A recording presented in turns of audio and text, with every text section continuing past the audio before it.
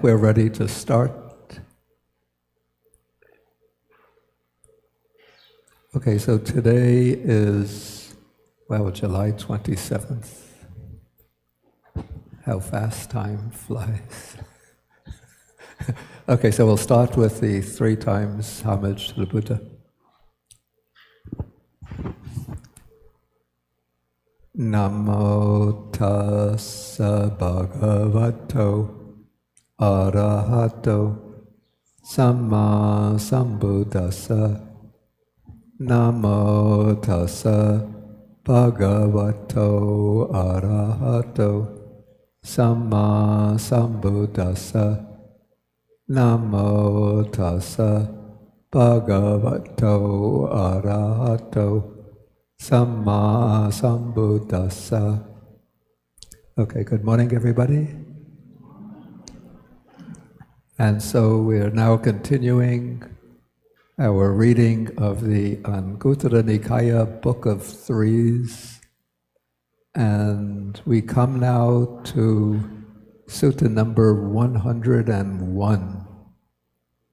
And actually 101 and 102 are somewhat similar in that they both are based upon similes of the process of refining gold and using gold to prepare ornaments. And then comparing this to the process of purifying and developing and cultivating the mind, especially for the development of Samadhi. And both of them begin with similes, or compare the process of mental cultivation to the similes of refining gold. And it's always impressed me very, very much with the question, like, how does the Buddha know all of these details in the stages and purifying gold? I mean, according to the traditional account, he lived in a palace, and it's only on rare occasions that he went out from the palace into the city or the town in order to see what the activities taking place amongst the working people in the city or the town. Yet in his similes, he shows such a precise and detailed knowledge of the different stages or aspects of each activity, from refining gold to taming a horse, taming an elephant. And so here, the similes revolve around the process of refining gold. Okay, so the first sutta now is number 101, according to my numbering, a little different from the Pali Text Society and from the Burmese Sixth Council edition. Okay, so here the sutta begins by saying that there are these first gross defilements of gold. And interestingly, let's get the sutta.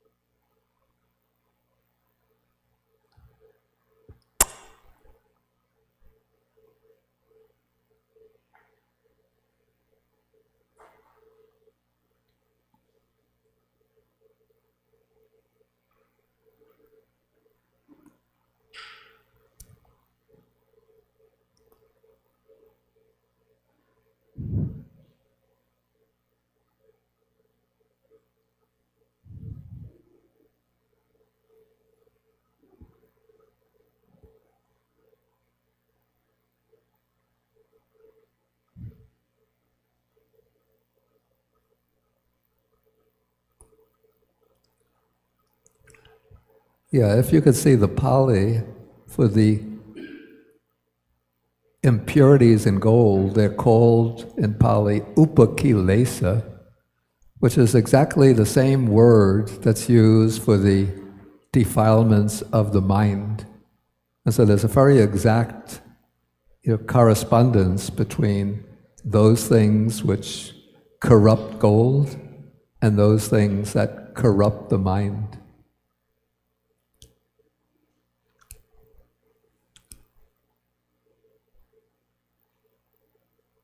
Yeah, so that word is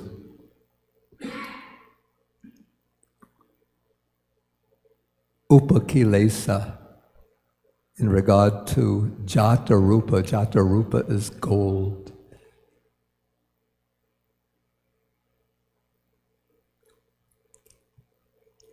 Okay, so these gross defilements are called soil, grit, and gravel.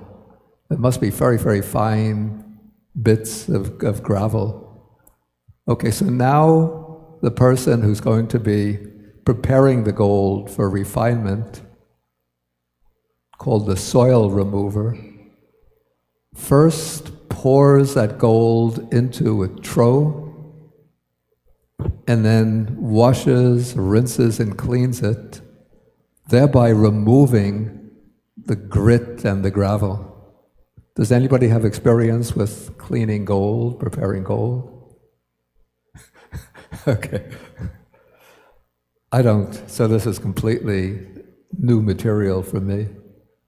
Completely, not new material, but completely alien material to my personal experience. Okay, so after these gross defilements have been removed, there still remain middle-sized defilements, a kind of very fine grit and sand. And then the soil remover removes that fine grit and sand. And then when that has been removed, then there still remains very subtle defilements of the gold. This is called the fine sand and black dust. And so the soil remover again washes and cleans the gold until only bits of gold remain. But still the gold is not yet ready to be worked upon to make ornaments. So now it seems now those bits of gold get passed over to the goldsmith, from the soil remover to the goldsmith or his apprentice, and the goldsmith will take those grains of gold and put them into a melting pot, apparently, and then heat up those bits of gold until they melt. Well, heats them up and fanning it, then melts it and smelts it. And even when this is done, the gold is still not yet settled, and there's still a kind of very, very subtle dross which has not yet been entirely removed. Okay, and so the gold is not yet malleable, wieldy, and luminous, but it's still, if it cools down, it will still be brittle and not yet fit for work. But then I think the goldsmith will continue to heat the gold, to melt it, to fan it, and smelt the gold, until a time comes when the gold is settled and that subtlest dross has been entirely removed. So now there's nothing left but pure gold, as pure as the gold can be. And so then the gold will be malleable, wieldy, luminous, shining brightly, pliant, and properly fit for work. Okay, then when it reaches that stage, whatever ornament the goldsmith wants to make from it, he can use that gold to make that ornament, whether it's to be a bracelet, earrings, a necklace, a golden garland, or whatever. He can use the gold to make that ornament. So then one has a wonderful, beautiful, perfectly fashioned golden ornament. Okay, so this is like the stages in the training of the mind.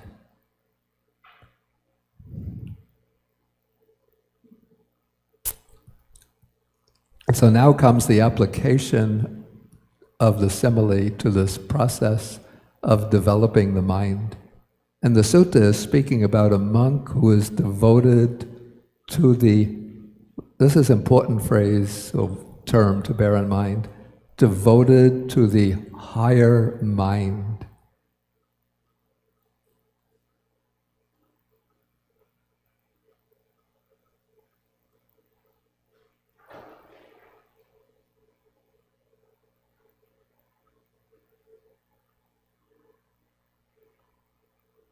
Yeah, in the Pali, the monk is bhikkhuno, and then devoted is anuyutta, but the key word here is adhicitta, the higher mind. And we saw in an earlier sutta on the threefold training that in those suttas on the threefold training, the training in the higher virtue, the higher mind, and the higher wisdom, the higher mind, adhicitta, is explained as the development of strong samadhi, particularly the attainment of the 4 jhanas. And I make this point because, strangely, I consulted the commentary on this, and the commentary explains this monk who's devoted to the higher mind as one who is developing insight, vipassana. So my interpretation, I have to say, has to differ from the commentary here. The commentary takes this to be a monk who's developing vipassana, but adhicitta is used again and again to mean the development of samadhi, of jhanic level samadhi. Okay. And later on we're going to see also where this gets into some kind of, where I get, my understanding comes into conflict with the explanation of the commentary. Okay, so in any case, the beginning stages are the same for both. Okay, so first we have the gross defilements of the mind, and that would be bodily, verbal, and mental misconduct. So since this is a practice of mental training, so already I would say that the grossest expressions of bodily and verbal misconduct are already under control through observing silas, the precepts. So at this stage, the gross defilements would not really be, I would say, would not be bodily and verbal transgressions, but it might be the tendencies to transgressions or to misconduct of body and speech, and also tendencies of unwholesome mental states, which are maybe the temptations to moral transgression. Probably here would be the abhijja or covetousness and the desire to gain the possessions of others, and ill will is actually wishing harm for others.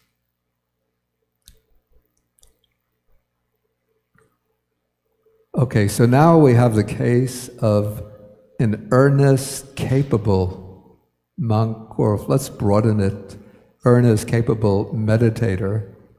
So we'll use or apply the appropriate techniques in order to abandon, dispel, terminate, and obliterate these gross defilements.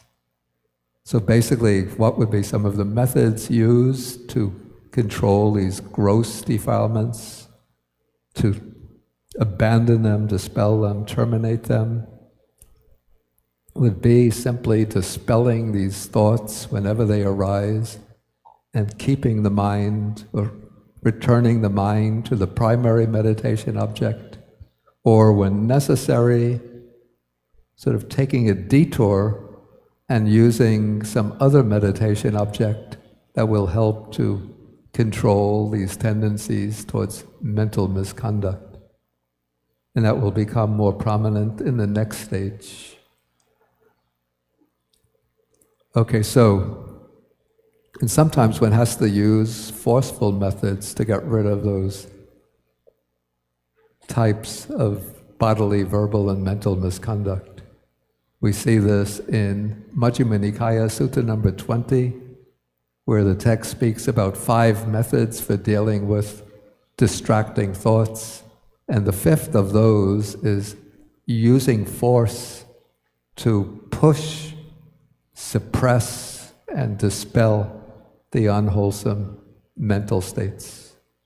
But usually the initial method would be to note the state with mindfulness and just use a light application of energy to dispel those unwholesome mental states. Okay, so this is dealing with the gross defilements of the mind. Now we come to the middle defilements. So this is explained, the middle defilements, in terms of the stock, there's a standard way of classifying unwholesome thoughts, sensual thoughts, the thoughts of sensual pleasure, desire to enjoy sensual pleasures, thoughts of ill will. This would be probably, I would say, a lighter level of ill will than is included under the mental misconduct. And then thoughts of harming, thoughts of the wish to harm other living beings. Maybe at the level of somebody who's earnestly dedicated to meditation. It doesn't mean you want to kill other people, but maybe if mosquitoes come buzzing around face or the hands or the arms, you want to slap the mosquito to get rid of it.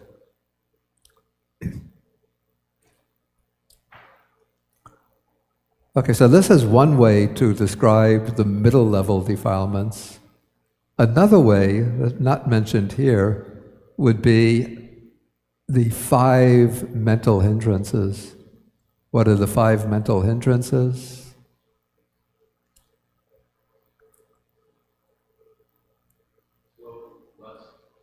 Let's get the traditional order. There's a fixed order. Somebody was speaking? Okay, yeah, use the wireless mic. Testing.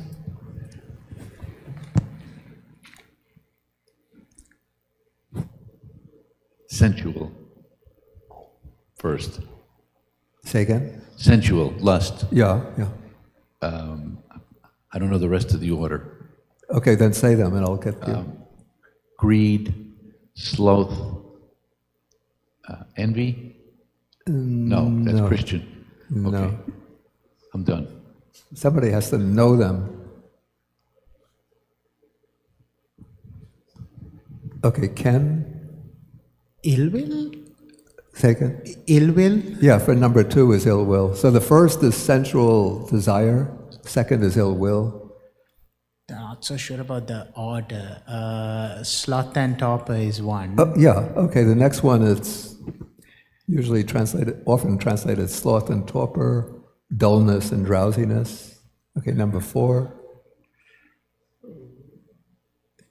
Does anybody else know? No, you can get it, you know it.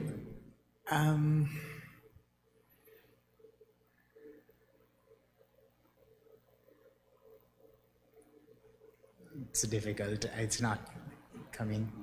Mm-hmm. Not in the order, yeah, we're going in order. Okay, dullness and drowsiness, just the opposite of that.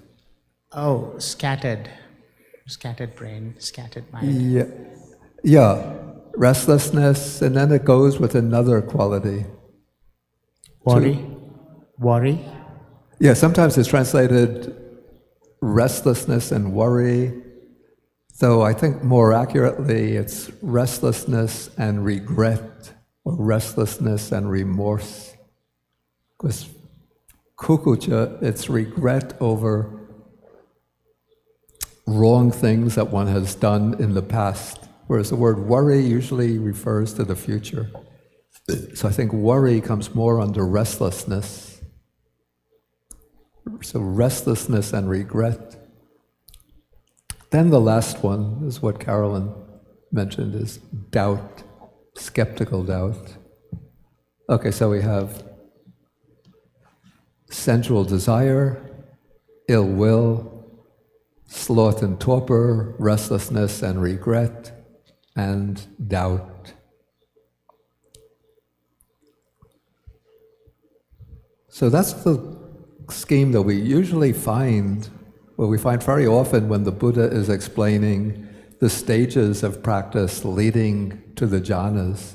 So first, to gain access to the jhanas, one has to overcome the 5 hindrances.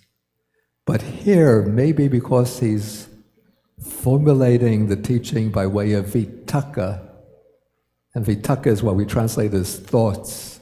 And so the text brings in the 3 kinds of unwholesome, unskillful thoughts.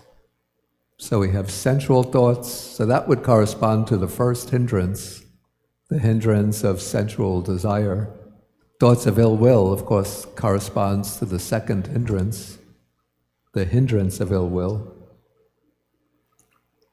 And then thoughts of harming doesn't have a counterpart amongst the 5 hindrances, but it would seem to be closely connected with ill will, so we could put it under the hindrance of ill will. And then we have 3 other hindrances not mentioned as the middle level defilements. So dullness and drowsiness, restlessness and doubt. And because those qualities maybe, of course they'll take form of thoughts, but they don't fit into this common scheme of the 3 unwholesome thoughts, so they're not mentioned. Okay, so now the meditator dispels these middle level defilements to get rid of the sensual thoughts, apart from returning to the primary object. What would be the special method for getting rid of the sensual thoughts or sensual desire? A sort of dedicated method or specific remedy.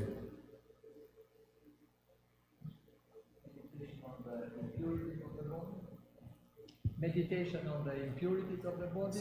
Right, the meditation on the impurities of the body.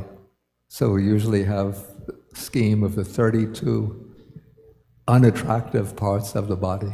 So when one meditates repeatedly on the 32 parts, sensual thoughts subside and vanish. And then the direct antidote to the thoughts of ill will is, right, metta, loving-kindness meditation. And then for thoughts of harming,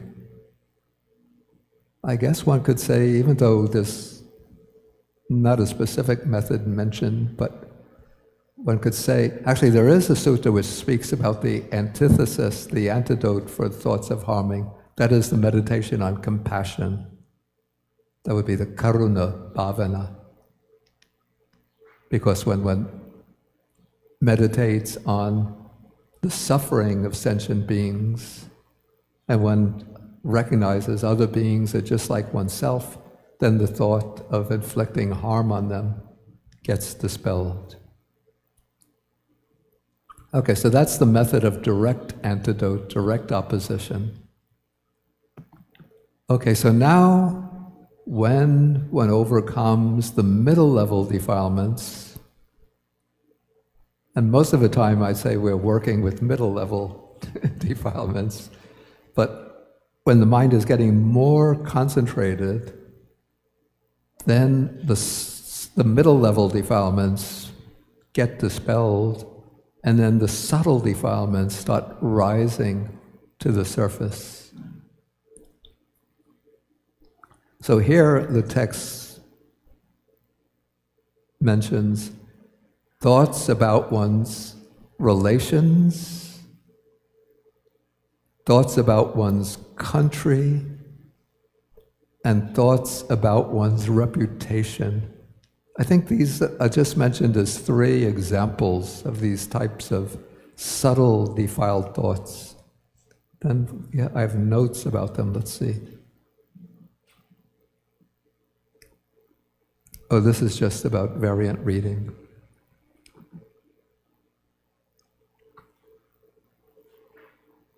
Okay, so thoughts about one's relations. And remember, this is a monk describing the practice in terms of a monk who has left the home life for a life of homelessness. But now he might start thinking, what is my mother doing? What is my father doing? How are my brothers and sisters? How are my cousins? And then maybe thinking about interactions one has had with one's relatives. If one is a householder, one might be thinking, what did my husband say to me? What did my wife do? Thoughts like that. Okay, thoughts about the country, one's country.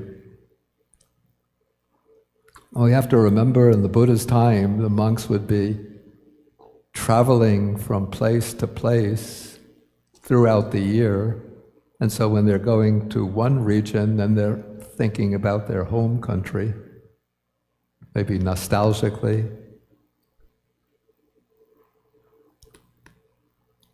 And then thoughts, here it's translated, thoughts about one's reputation, but literally the Pali is anavanyati patisangyuto vitako, so the thought connected with not being looked down upon, not being disparaged or despised.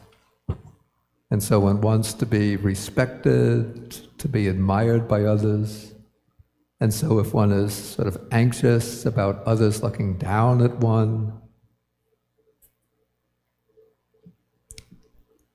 neglecting one, not showing one proper respect, then that can become a disturbing, a subtle disturbance.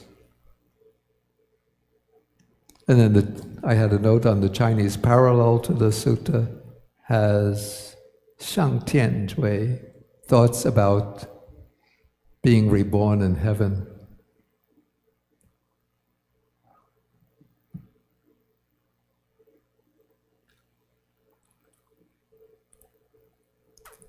Okay, so that is the subtle level of defiled thoughts.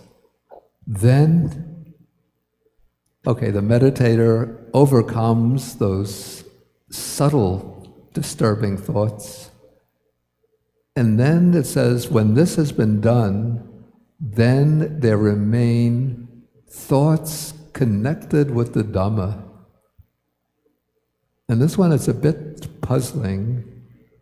Okay, so the Pali expression here is Dhamma Vitaka.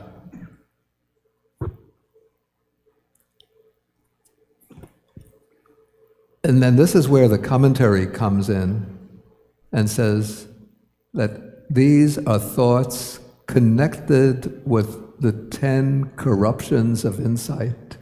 So this shows how the commentary is interpreting this by way of a practitioner who's developing insight meditation. So these are called the Vipassana Upakilesa. So these are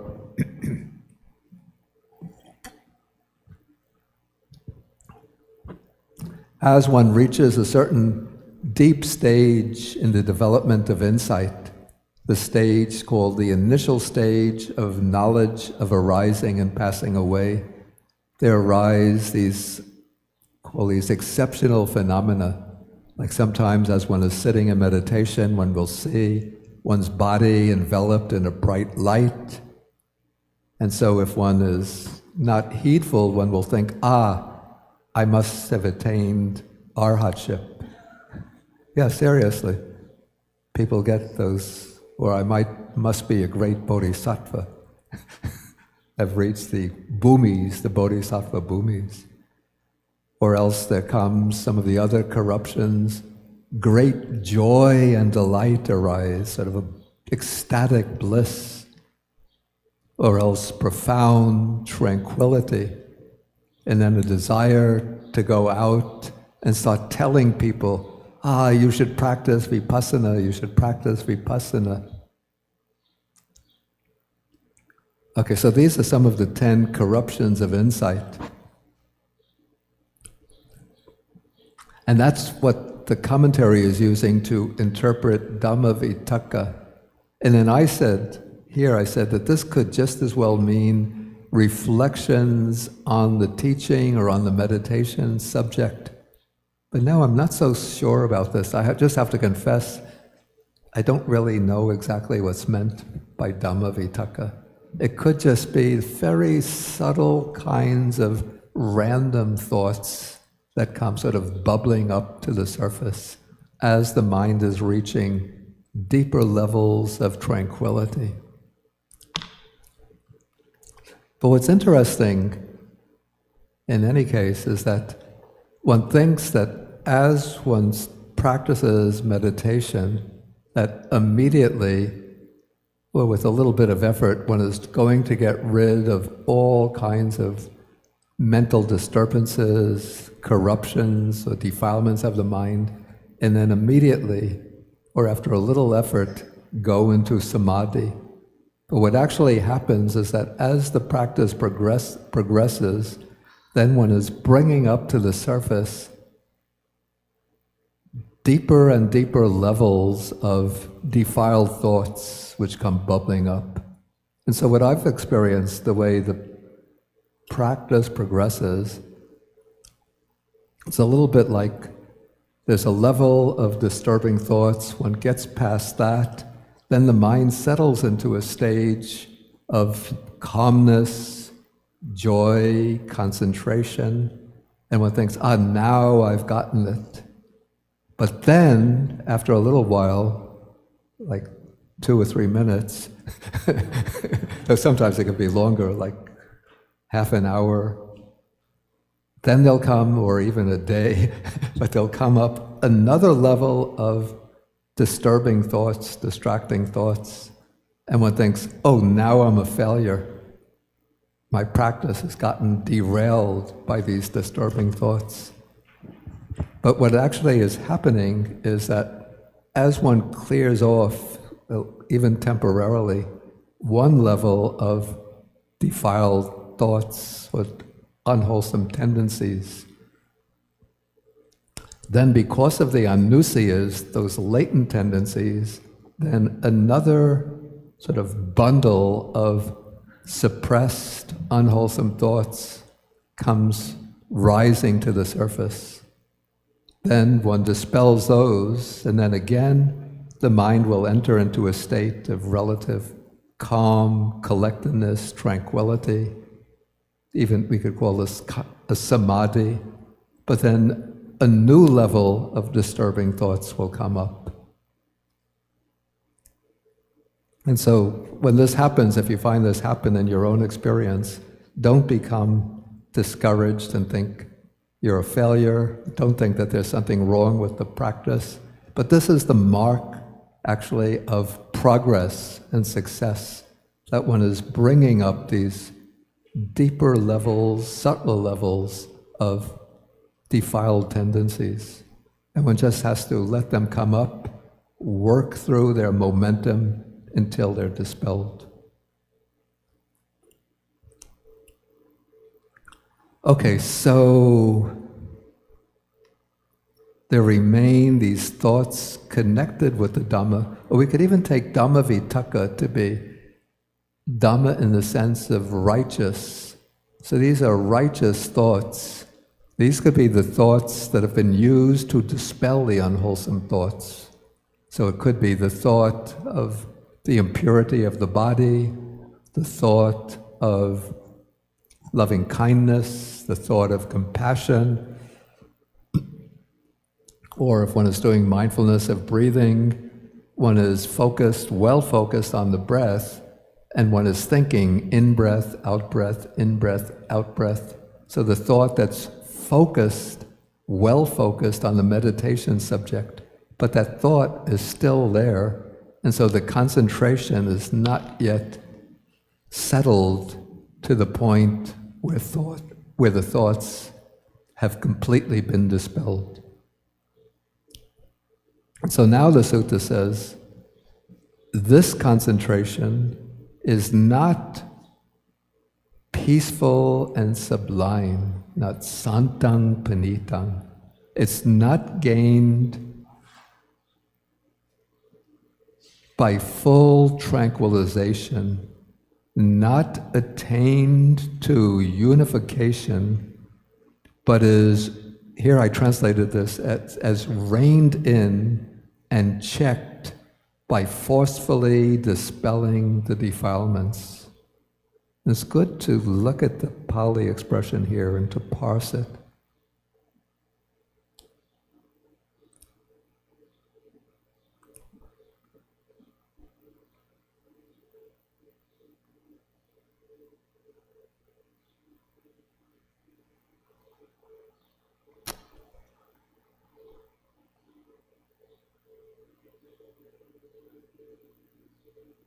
Yeah, okay, it says, so hoti samadhi. So that samadhi is not santo, not peaceful, not panita, not sublime, not excellent.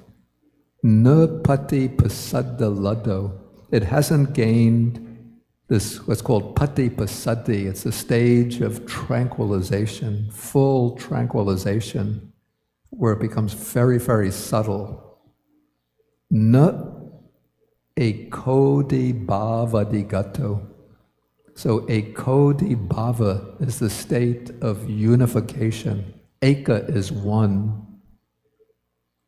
Odi bhava is a state of arising as one, literally the state of arising as one. So we could translate unification. And then we have Sasankhara Nikaya Varita. Actually, I prefer the Singhalese reading. Varita Vatto. So here, Sankhara is used in the sense of effort, or sort of exertion. So it's Sasankhara, it's with exertion. And Nikaya is having suppressed. So having suppressed with exertion, and then, actually I prefer a combination, varita vatto I prefer. So varita, we could say, is restrained, and vatto is reined in or curbed. And so at this point, the samadhi is, or the mind has been restrained and curbed by having suppressed the unwholesome thoughts with exertion. So there's still that intentional effort is still prominent. And so for this reason, the samadhi is not yet peaceful and excellent. So what does one do? At this point, the text doesn't give an additional method for moving from that stage of samadhi to the peaceful samadhi.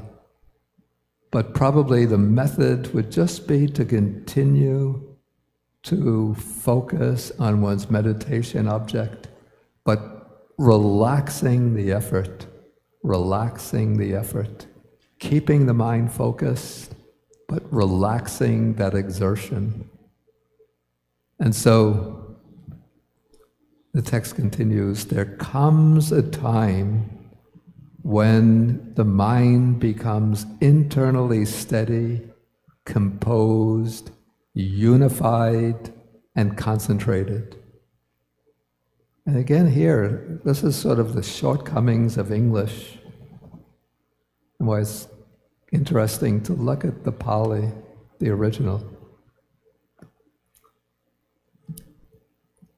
Okay, so there comes a time, so samayo Yantang chitang ajitang. Ajitang yeva means internally.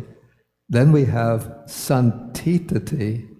Santitati is what's translated here as steady. But the stem of this word santitati is titati, which means stands together, and is followed by the next word, sannisidati, and the base of this word is nisidati, which is to sit. So one is moving. It seems we have a sequence here. So first the mind stands together, and then the mind sits together. So that's like moving from the stage of, in the translation,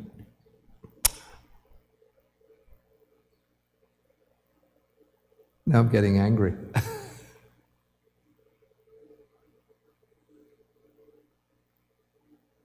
Okay, we'll get back.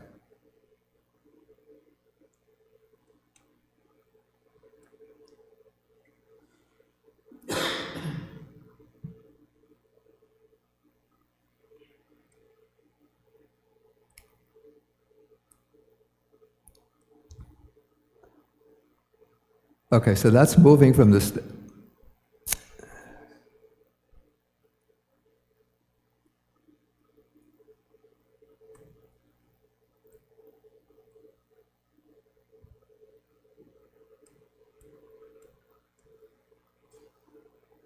Yeah, that's moving from the stage of being internally steady, that's standing together.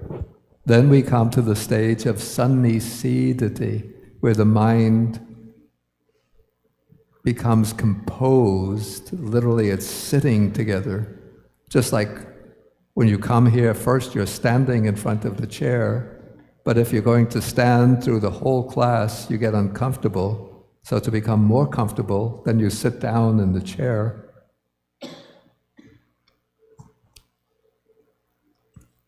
Okay, then we come to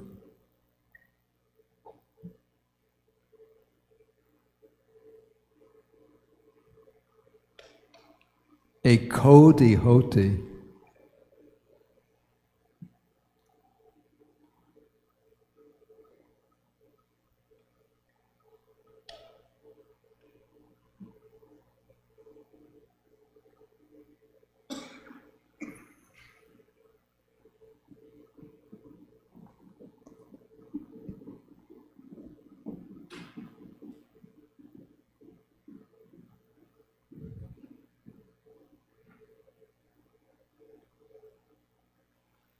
Why isn't this going down?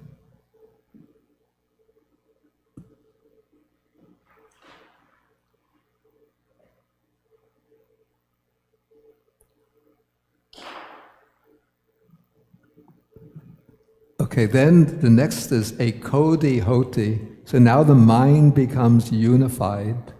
So it's getting collected even more, sort of one-pointedly focused on the object. And then samadhiyati. So this is the verb that indicates gaining samadhi. And so at this point it says, now that samadhi is peaceful and sublime, it's gained full tranquility, it's attained unification, and the mind is now not checked and restrained, or checked and controlled by having restrained it through exertion, but now it's come to a stage of a kind of natural tranquility, natural concentration.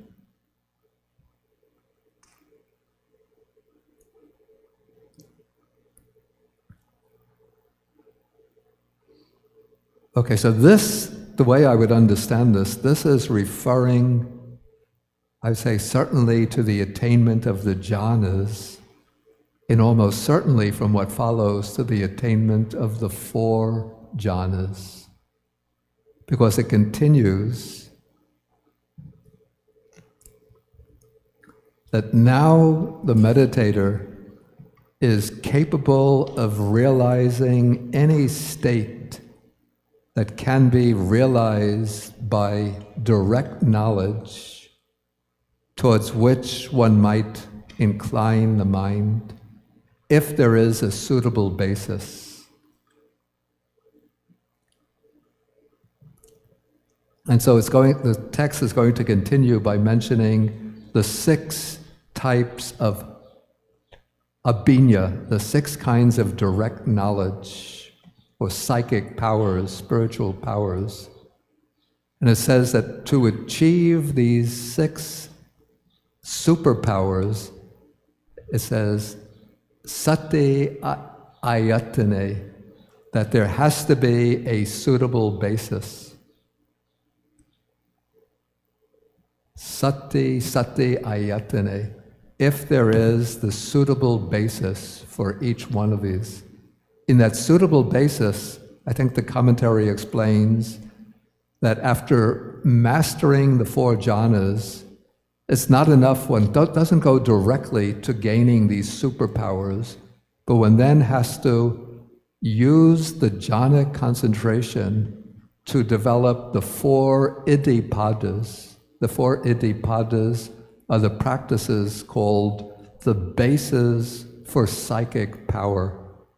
And those are using desire, using energy, using the mind, the purity of the mind itself, and using vimamsa, using investigation. And then by developing these 4 iddhipadas on the basis of the 4, especially the 4th jhana, then one can incline the mind towards any of these superpowers, and one will attain that superpower. And so it mentions, I'll just go through them quickly. If one wishes, may I wield the various kinds of psychic potency. So having one body, may I project many bodies, and then bring those many bodies together into one. May I appear and vanish. May I go unhindered through a wall, through a rampart, through a mountain, as though through space. May I dive in and out of the earth as though it were water. May I walk on water without sinking as if it were the earth. Yeah, this one I actually experienced for myself a couple of winters ago. When the lake in the middle of the monastery had frozen over. And even though Venerable Chang-Rei was saying, don't do it, I walked across the lake. But another monk tried that, Venerable Chang-Ching. He tried to walk across, but his psychic power of samadhi was not so highly developed. So he crashed through the ice into the water. Okay, so may I walk on water without sinking as though it were earth. Seated cross-legged, may I travel in space like a bird. Again, I have a little experience with that, especially with JetBlue, where they have a lot of leg room, so you can cross the legs while sitting. With Virgin Atlantic and United, not enough leg room. Okay, with my hand, may I touch and stroke the moon and sun, and may I exercise mastery with the body as far as the Brahma world. And so it said one could achieve that. With the divine ear, may I hear both kinds of sounds, divine sounds, hearing the sounds in the divine realms, and the sounds of human beings far away. So if I want to listen to a conversation now of people maybe in India or Taiwan, I don't have to use the internet, but I just direct my hearing there, and I could hear.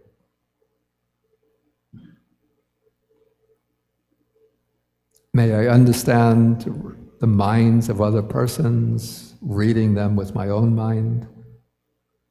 May I recollect my past lives, even through many aeons of world evolution and dissolution.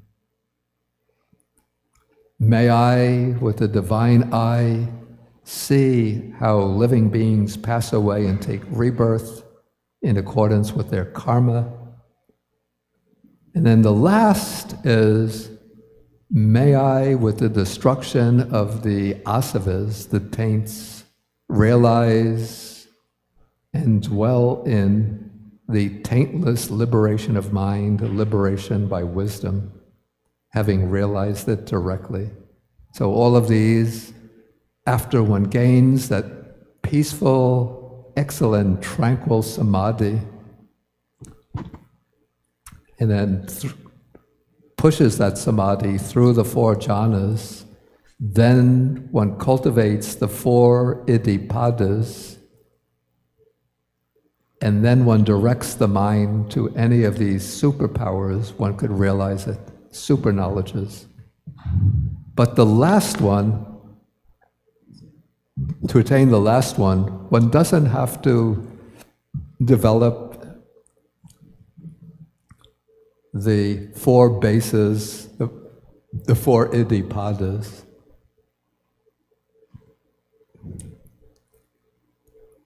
And what's interesting, when the commentary comes to this one, because the commentary has explained this whole practice in the earlier part of the suttas, the practice of vipassana. So when it comes to this one, I know this is a technical point, it says that this is referring not to the actual attainment of the destruction of the taints, but to the entering upon the fruition of arhatship, the attainment of fruition, the phala samapatti. Okay, so that is the sutta on the soil remover. So, any questions that come up from this sutta? Again, don't be shy.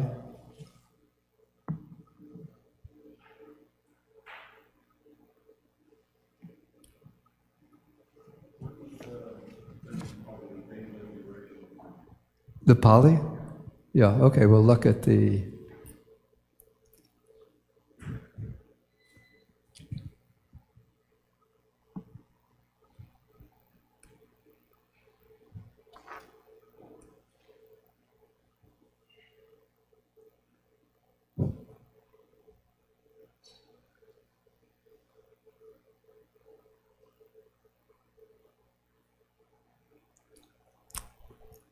Yeah, first, with the destruction of the taints, that's asava-Nikaya, then unasavang, that means without the taints. Ceto vimutti is liberation of mind, and panya vimutti is liberation by wisdom. So these two, I call it the two components in the fruit of arhatship. Liberation of mind is the samadhi component in that attainment, and liberation by wisdom is the wisdom component. And that particular liberation of vimutti, it's anasava, that's there. All of the defilements have been destroyed in that attainment. Okay, any other questions? Yeah, please. Again, take the wireless mic. You pass the mic. This might be a little out of the field of this, but it's. I was just on a conference for a week with Jungian analysts, and they were using the with what? Psychologists, Yeah. Jungians. Oh, Jungian analysts. And they were using vipassana. They were using the sensations in the body of their people, their clients, to get at the stories. And my understanding of vipassana, maybe I'm wrong, is that you don't need to interpret it. All you have to do is remain with the sensation in the body, and that's all. And then pass on and come back and go back, scanning, as Goenka teaches. And there's no need to analyze it or look for the cause. Is that correct? That would be, excuse me, that would be using vipassana meditation within the context of vipassana meditation practice. Yes, people But probably, I mean, I don't know how it's being used in psychotherapy, psychoanalysis, but probably people will find that if there are strong sensations in particular parts of the body, that could be associated with certain like blockages that come from repressed memories. And so if one observes those sensations, maybe sort of impartially and with detachment, it would bring those memories back into the mind. Yes. So Okay. it's a kind of... It's using it for another purpose. Yeah, exactly, yeah. Thank you. And also, one other thing, did you say that when I tell everyone to do Vipassana, is that a corruption? Is it because... No. What's referring, when it's speaking about that as a corruption of insight, this is where the meditator should be sitting there doing his meditation, but now he's getting these sort of blissful and joyful experiences, and tranquil mind is going into these states of deep tranquility and keen insight observations. And so he thinks, now I have to get up, break my sitting posture. Well, in ancient times, one would run out to the village and say, start practicing. Now you would take your cell phone and start sending out, or get onto Facebook and send out messages. Everybody, start practicing. Thank you. And so it's sort of like breaking up one's practice in order to start announcing to everybody. Yeah, take the microphone, please. I think that answers the question that I had, is how does a practitioner know the difference between flying through walls and that kind of thing, and then the false sort of perception of, oh, okay, I've reached it, so I'm just running out and I'm telling everybody. So it's more of, you're not breaking up your practice to run out and tell. Is that? Yeah, definitely, yeah. Okay, that clears that up. Thank you. Okay, unless there's an urgent question, I want to try to move into the next sutta.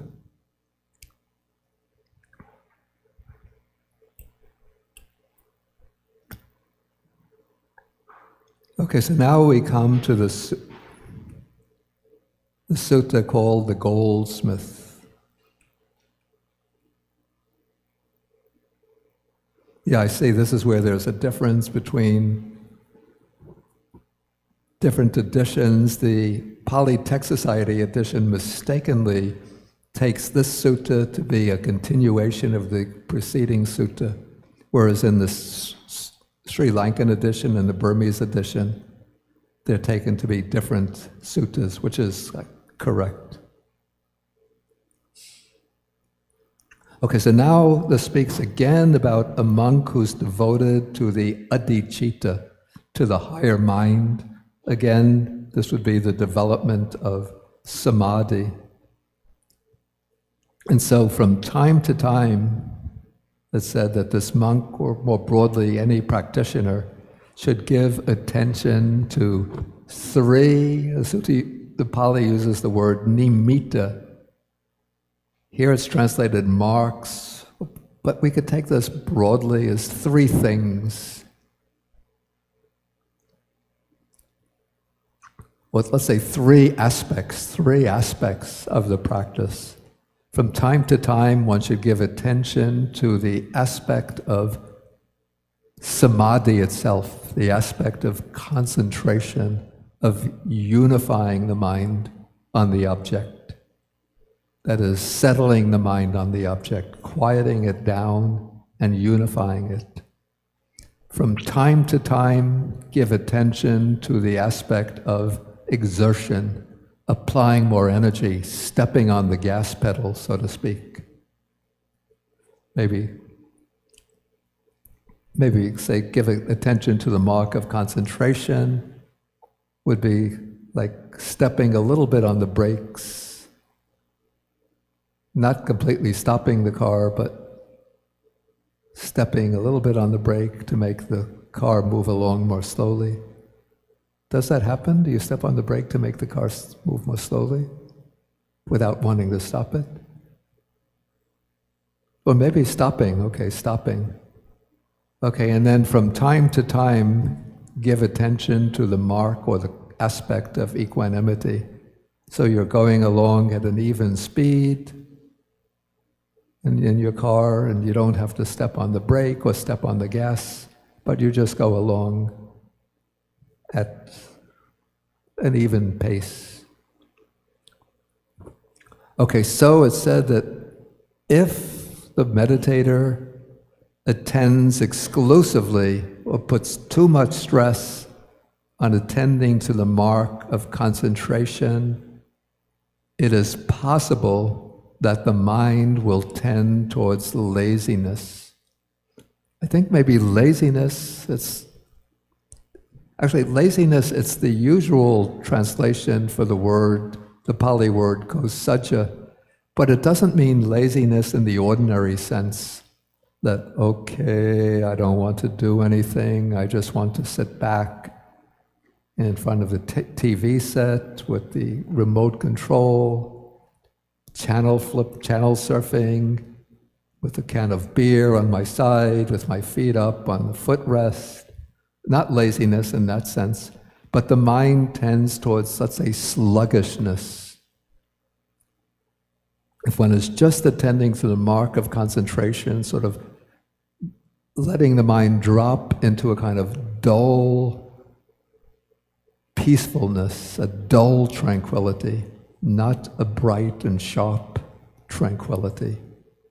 And so one takes that state of dullness to be concentration, to be correct concentration. But when one gets into that dull peacefulness, if one takes that to be correct concentration and doesn't apply energy, then the mind will drift from dull peacefulness into tina-midang, dullness and drowsiness. First comes a kind of cloudiness of the mind, and then when that cloudiness settles in, then the mind will start to nod off, and one becomes sleepy or drowsy.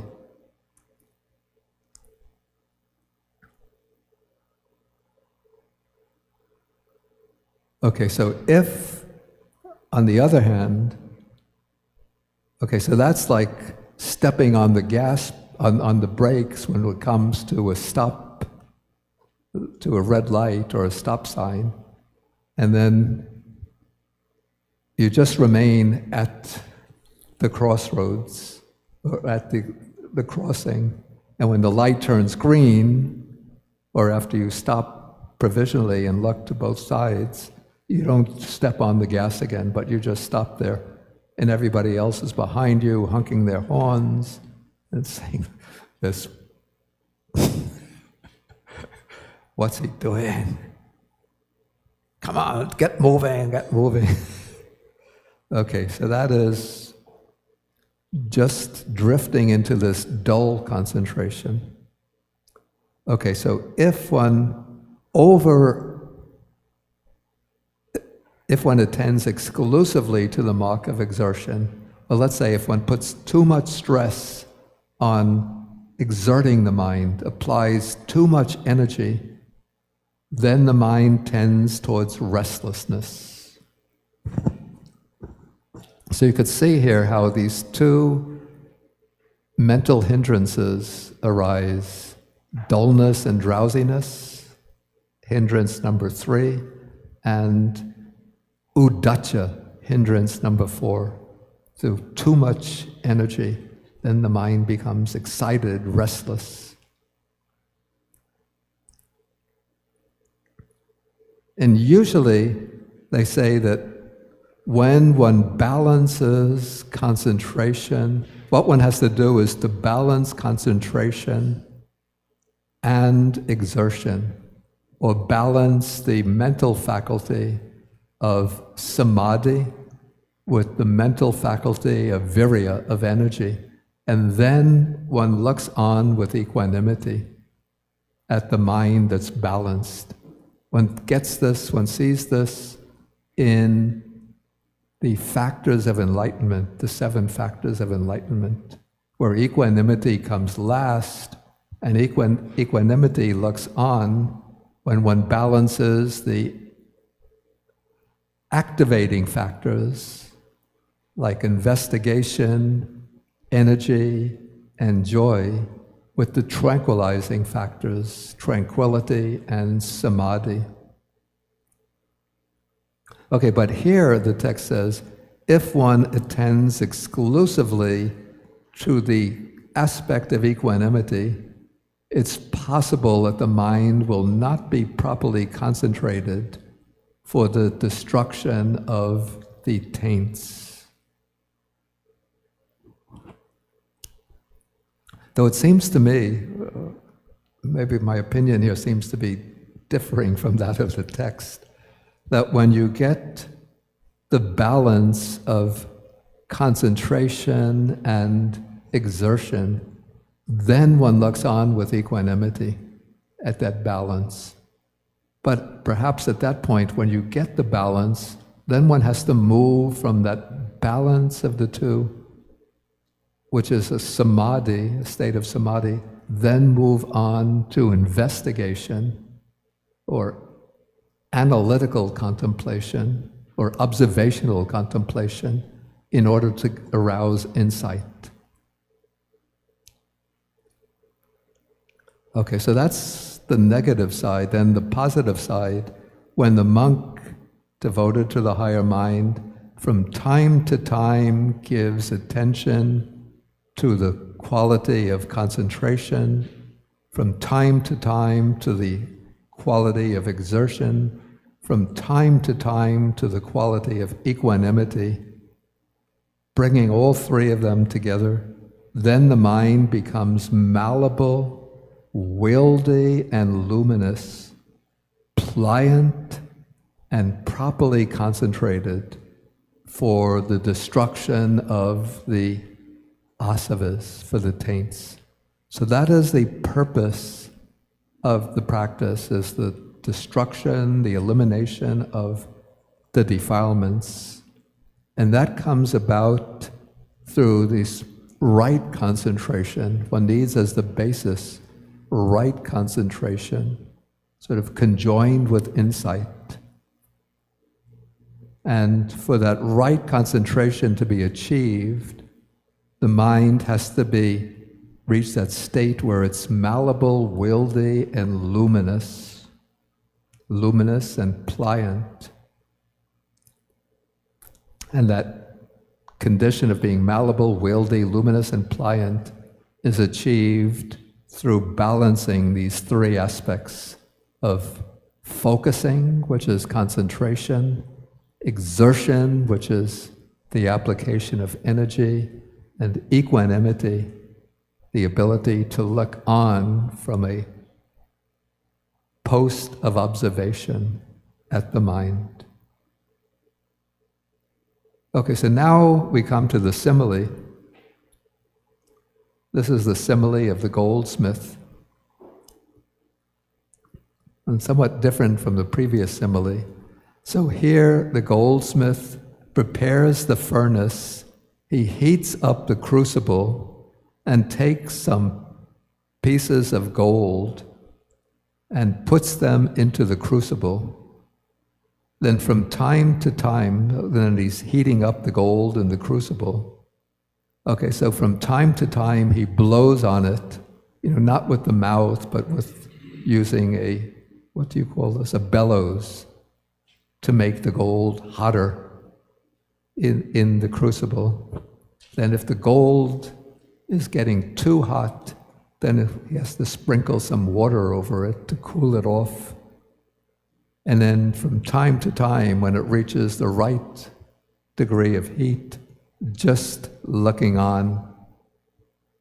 And that verb, looking on, is ajupekati, which corresponds to equanimity. So if the goldsmith just blows on the gold or fans the gold, it gets too hot and then it burns up. It just becomes melted. If he sprinkles too much water on the gold, it just then it loses the molten quality, it becomes solid, and then you can't work it. And then, if he just looks on, then it's possible the gold doesn't reach the right consistency for work. But when the goldsmith balances these three actions, fanning it, sprinkling it with water, and looking on at the right time, then the gold becomes malleable, wieldy, luminous, pliant, and properly fit for work. And then the goldsmith can use the gold to make any ornament that fits his purpose.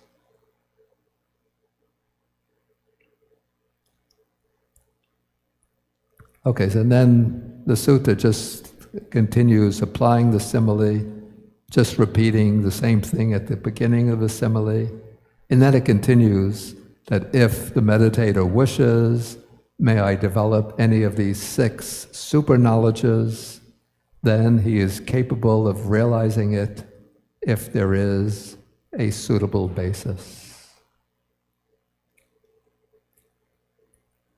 Okay, so that is the sutta on the goldsmith. So any questions here? Okay, Kenneth? Yeah. Bhante, so to develop concentration or samadhi, there's a practical method of, focusing on the primary object, Yeah. right, whether it be breath, etc. If the mind goes from somewhat samadhi to sloth and torpor, Yeah. how does one practically develop concentration during meditation? Okay, so that's a very good question. So if one is trying to develop samadhi, and then the mind slips over into sloth and torpor, Yes. then what does one do to get rid of that sloth and torpor in order to return to the track of developing samadhi? Yes. Yeah, there are different methods which are recommended in different places in the suttas.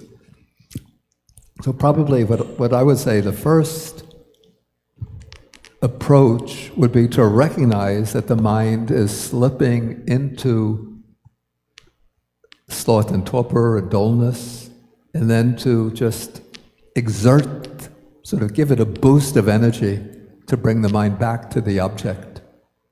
And sometimes what one can do to activate the mind, okay, one is trying to develop samadhi usually by having a single point of focus.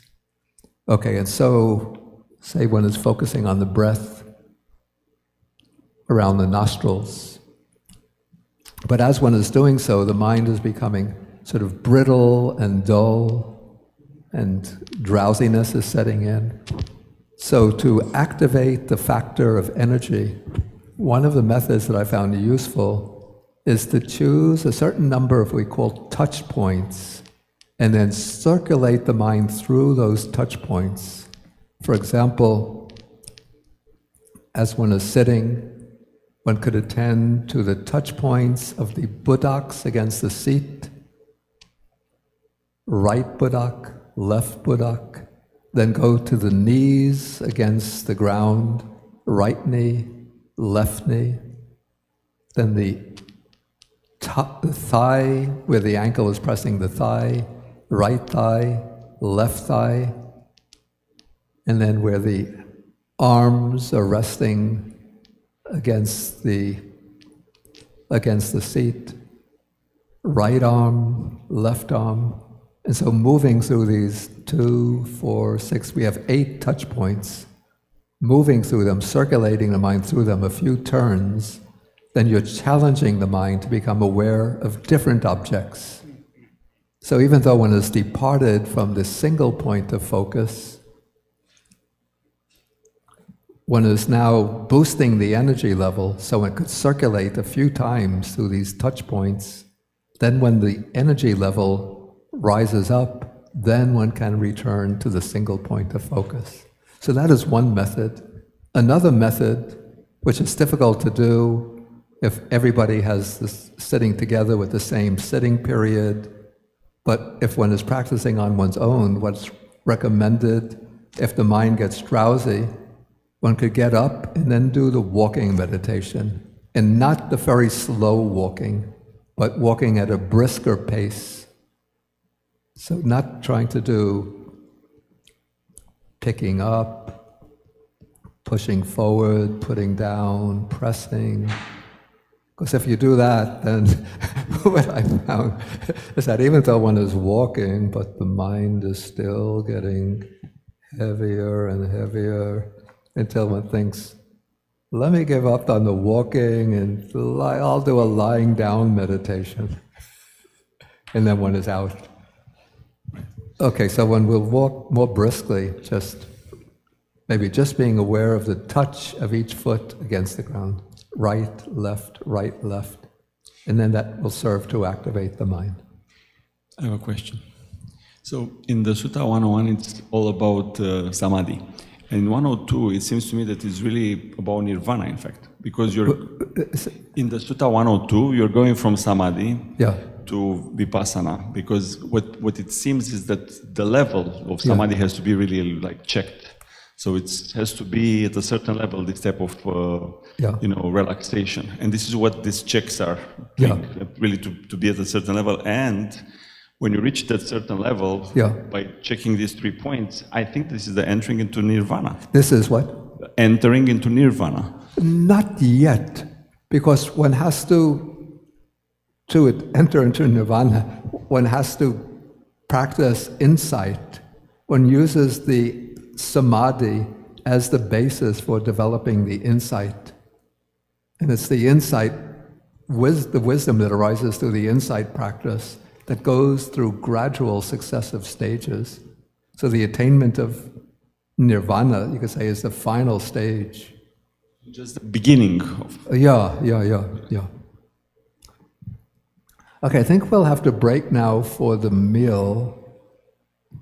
And then we come back, let us say 12:15, we'll have a little time for some further questions. And then we're going to have this afternoon will be an extended period of meditation, alternating walking and sitting meditation. And so I'll give instructions when we start the meditation. There'll be alternating sessions of 20 minutes walking, 40 minutes sitting, 20 minutes walking, 40 minutes sitting. Okay, so let us end with the sharing of the merits.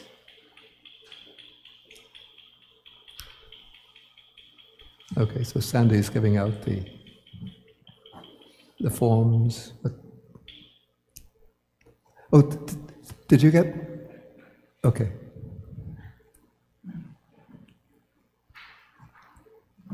Okay, so we end by sharing the merits with the Devas, that's the Dharma protecting deities, the Nagas or dragon spirits, the Bhutas, the fierce spirits, and then with all sentient beings. Okay, so I'll recite in Pali. Akasata chabumata deva naga mahidika punyantang anumoditva chirang rakantu sasanang. Akasata chabumata deva naga mahidika punyantang anumoditva chirang rakantu desanang. Akasata chabumata Deva naga mahidika punyantang anumoditva chirang rakantu mang parang etavatacham hehi sampadang punya sampadang sabbe deva anumodantu sabba sampati siddhya etavatacham hehi sampadang punya sampadang sabbe bhuta anumodantu sabba sampati siddhya Etavatacham hehi sampadang punya sampadang sabbe sata anumodantu sabba sampati siddhya Pavagopadaya vichihetato etantare satakayupapanna arupya rupicha asanya sanino dukkha pamuchantu pusantu nibbutting. Okay, so you say sadhu, sadhu, sadhu.